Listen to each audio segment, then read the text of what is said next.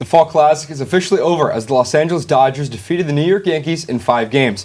The Dodgers etched their names into the history books as they won their 8th World Series championship, and the Yankees' chase for 28 will have to wait until April. Welcome back to this edition of Penn State Sports Night. I'm Nico Rodriguez, joined alongside Julia Henry and Brady Welsh. So, Julia, we'll start with you and your World Series review. Well, the big thing was the Dodgers just really dominated it. I mean, when you look at it, it only went 5 games. The Dodgers only outscored the Yankees total runs just by 1, 25 versus the 24. But really, it was close to a sweep until the Yankees kind of had that explosive Game 4, won 11-4. And the big player in it was Freddie Freeman of the Dodgers, World Series MVP. I mean, he really had a great series in his 20 at-bats. He had a couple of home runs, a couple of RBIs, and just 1 strikeout. And that's a key stat, you know. It was supposed to be the big matchup between Ohtani and Aaron Judge. And neither star, really, Ohtani with that injury came back, though. And Judge, he really didn't have that great of a series, had 7 strikeouts, 1 home run. So the big key was Freddie Freeman and the Dodgers. Yeah, I agree with you. Freeman was by far the best player. He has, with that series, officially cemented himself as a Hall of Famer when he retires. But my pick was for the Yankees. I think Garrett Cole is very underrated in the postseason. He pitched 12 1/3 innings with only allowing 1 earned run. His defense and offense just let him down. And when you look at all of the postseason stars in MLB history that have pitched at least 20 games in the postseason, he is number 4 all time. So he is so underrated as a postseason pitcher. Don't let the fact that he doesn't have any rings fool you. He is one of the greatest postseason pitchers of all time, and I think that he does not get the recognition that he deserves. And I have a second player, too, a man that's going to be very rich this offseason, Teoscar Hernandez. He hit .350 with a .931 OPS in the World Series, and whatever team picks him up is going to be very lucky. Yeah, absolutely. Freddie Freeman had a spectacular postseason, and his Game 1 walk-off grand slam kind of looked like the dagger that ended the series before it even started. And now let's look a little bit further down the road to free agency. Brady, take it away. I got Juan Soto, the top pick in free agency. He's going to re-sign with the Yankees. I think that's pretty much set in stone. I know he had that somber look like, I don't know, but yeah, they always do that before free agency. So he's going to re-sign with the Yankees. I think long-term he's going to be a Yankee for life. The Yankees fans love him. He loves being in New York. So he's going to sign with the Yankees. And then my second pick, Blake Snell, he opted out of his deal with the Giants. He's going to the Braves. This is such an Alex Anthopoulos move. I'm surprised it hasn't even happened yet because they're going to lose Max Fried, and why not get an upgrade in Blake Snell? And then my last free agent prediction is Alex Bregman. I think he's going to the Phillies.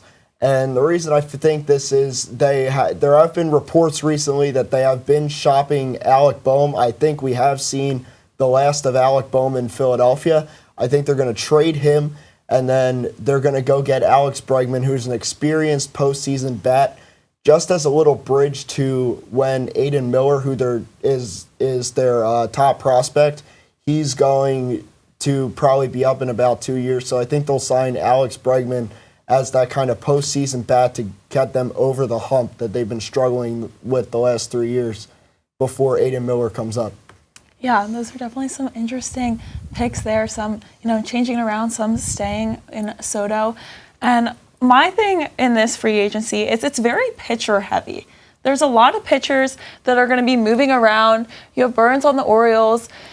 He's someone who's poised to have another year with around 200 innings, 200 strikeouts. So I think he's super, super promising. But the player and team I kind of want to focus on specifically is the New York Mets. Today, qualifying offers went out, 13 of them, and 3 leading the MLB was with the Mets, and Pete Alonso got one. And my kind of hot take is that Pete Alonso will end up out west with the San Francisco Giants. I think the Giants are really looking to build a program. Buster Posey coming in as president of baseball operations. They really need someone to be that home run hitter. Alonso had 34 home runs last season, coming off of back-to-back 40 home run seasons. Their leading home run hitter was Chapman with 27. So they really need someone to bring that offensive production, get them back to the playoffs. Haven't been there in a couple years. So kind of a hot take, but I'm going to say Alonso to the Giants.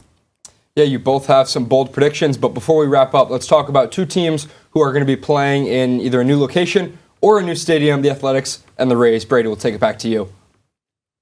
The Athletics, they are going to Sacramento, and they're going to be playing in a minor league ballpark. What I don't get is, why'd you have to rob Oakland of their team this soon? Because they could have just played in the Coliseum until the Vegas Stadium was ready.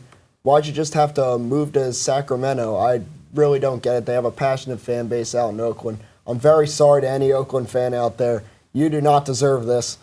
But, yeah, this is just so weird, so awful from John Fisher and the A's ownership.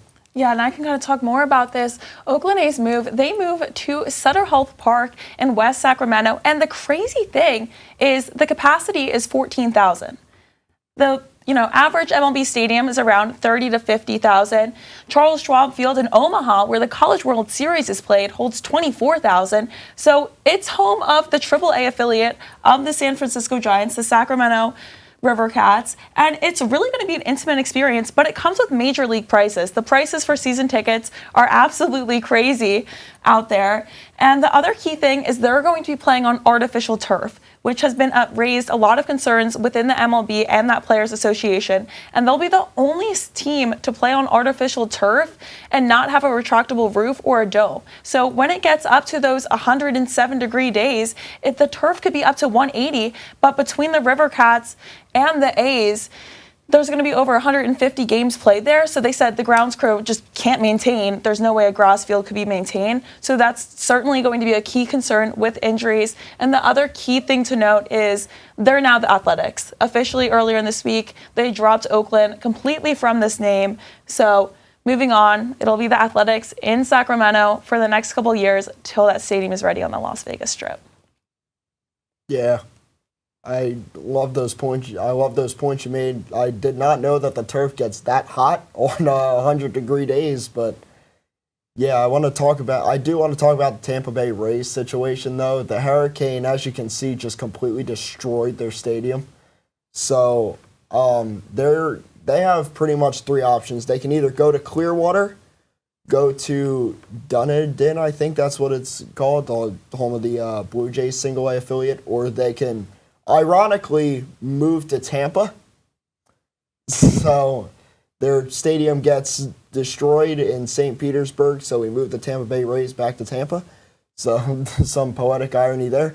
But yeah, I think that they're probably going to be playing here long term. I don't know if they'll ever go back to the Tropicana Field. Actually, they had a $1 billion plan to build a new stadium in that area, and I know Manfred doesn't want the Rays to leave that area. So I think it's going to either be one of these three stadiums, and yeah, I think they are going to be there long term until the stadium gets built.